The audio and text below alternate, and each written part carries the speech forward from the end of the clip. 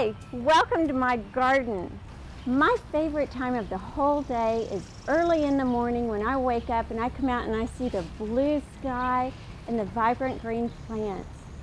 Today I thought we'd talk about organic gardening.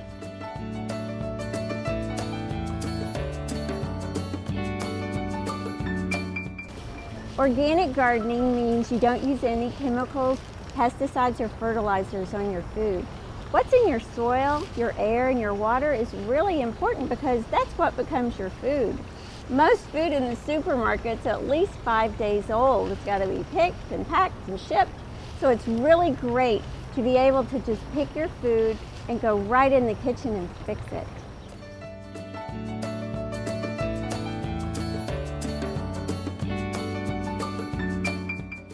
I always use cutting shears when I'm gardening because it's easier on the plants.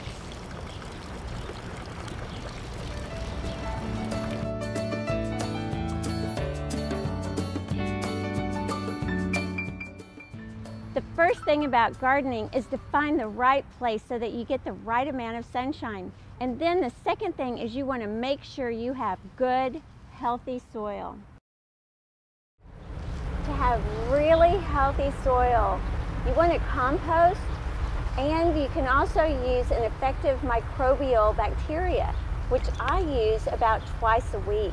For using the effective microbial bacteria, I put it in this hose end sprayer and I can adjust how much I want to use.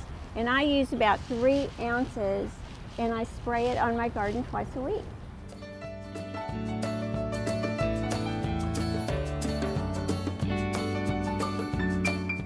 I also want to make sure the water I use in my garden is clean because that becomes the plant also. So I buy a water purifier that they sell at the RV department, and it's only about $20 and it lasts about 3 to 6 months. And you just hook it onto your garden hose. See how easy that is? And then you really have clean water.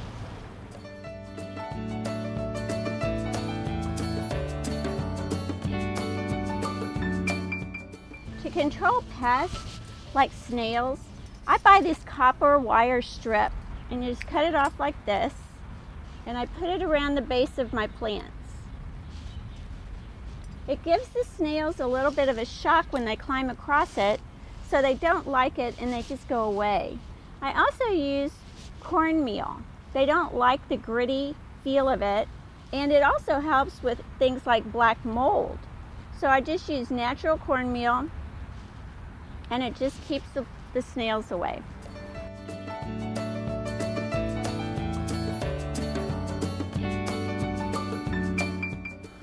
I always let the first growth of my spring garden go to seed so that I can save my seeds for next year.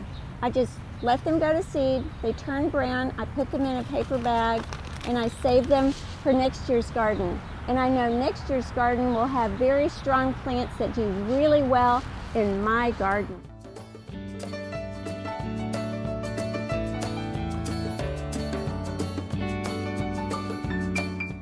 I have a very natural way with my garden. I always plant flowers.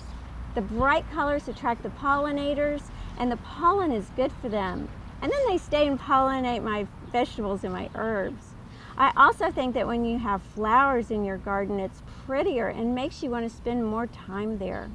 I grow heirloom varieties. They're older varieties that have adapted and thrived through the years and usually take less management and work.